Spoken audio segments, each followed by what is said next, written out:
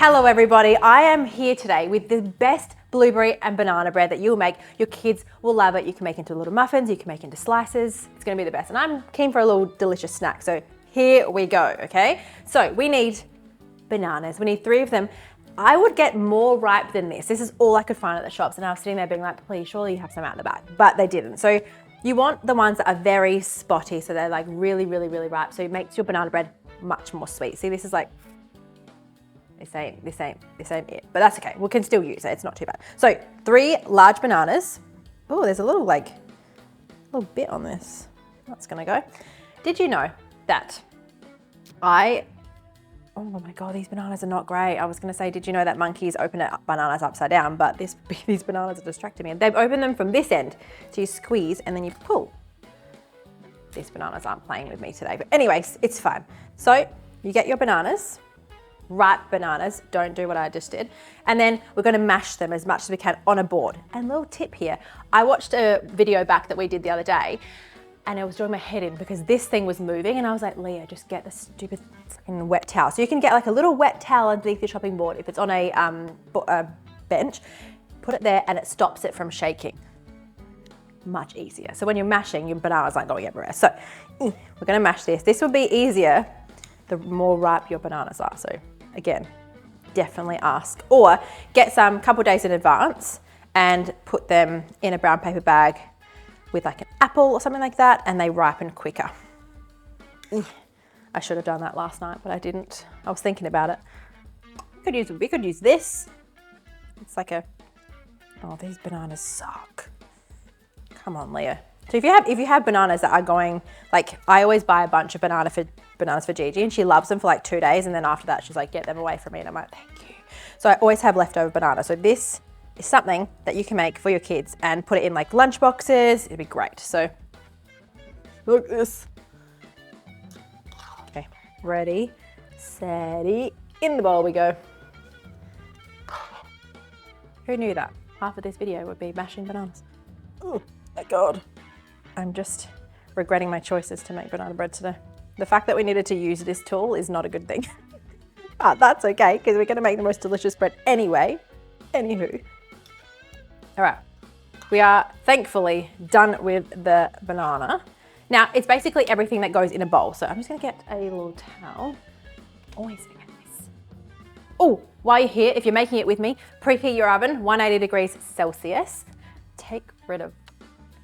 Get rid of that. Preheat your oven, and then we're gonna basically put everything else into a bowl. So we have 1 cup of almond meal. I'm being a bit aggressive today. 1 cup of almond meal. God. It's a little bit of a heaped one, but there's like little spots in there. There we go. 1 cup of that. And then we have 3 eggs. So it's 3 sort of medium eggs. Oh my God, was that a feather? You see that? All right, eggs go straight in. Making a bit of a mess on this side, so I'm sure you guys can see it, but that's okay. 1, 2, 3. Okay. Now that we're done with that, we have a 1/4 cup of coconut flour. You can use regular flour too, but I've got coconut flour, so I'm gonna use that today. Gives it a little nice taste, but definitely can use regular flour. Plain flour. There we go, 1/4 cup. Now, if we're looking at, and the mixture is a little bit too wet, we're gonna add a little bit more of this, but that always depends on how ripe your bananas are and how big your eggs are. So if you have a little bit of a difference, we'll just keep adding until it almost comes like a banana bread sort of mixture consistency. Now we have a 1/4 cup of honey. Little tip here, if you are using honey or anything sticky in your cups, spray it with olive oil first and it will slip right out rather than having to sit there and get it out with a spoon, it will slip right out. So 1/4 cup of honey. Oh, my hands. Okay, I'm gonna do this not holding this. 2 hands, get extra out. Oh, yes. Okay, now watch this slip out. I'm very excited about it. See? Whee. Look at that. My 1/4 cup is basically empty. Learn something new every day. We have a cup of fresh blueberries. I don't like using frozen in this, and the reason why is because the frozen ones have a lot of excess water in them. So as soon as you put it in here, as you bake it, it's gonna all come out and it'll be a really wet, soggy mixture. So you do need to use fresh. If you, unless you defrost them first, squeeze out a little bit of that excess water or drain a little bit of out and then use it. So you don't wanna defrost them in the oven, if that makes sense.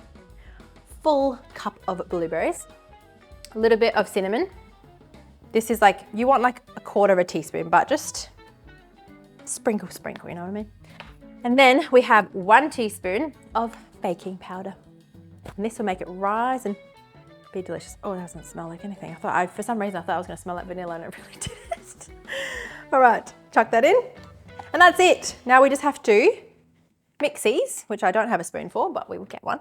And once we're done, we just spray our tin with a bit of olive oil and we throw it in the oven. How great is that?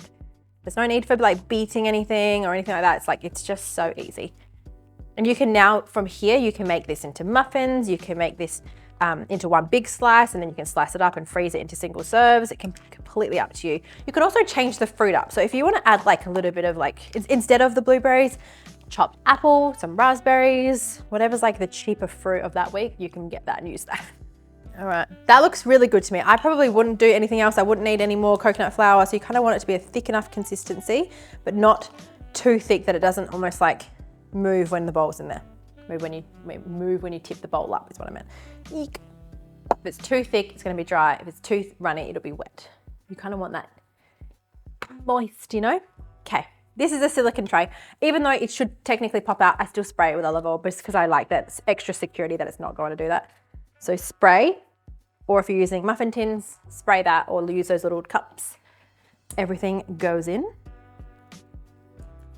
Okay. Oh my God. Look at those chunky bits of banana. That looks great. Now, if you want to be a little bit fancy, you can get some of that banana and slice it on top, make it look nice. We're just going to do OG easy banana bread. And if you want to get even fancier, you can do some chocolate chips.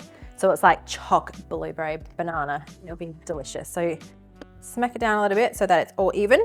And we're gonna put that in the oven for around 40 minutes or until it's fully cooked through. So we'll see, we'll take it depending on how ripe everything is, depending on how long it will cook. So we're at around 30 to 40 minutes on 180 degrees Celsius. And then we'll come back and put some butter on it.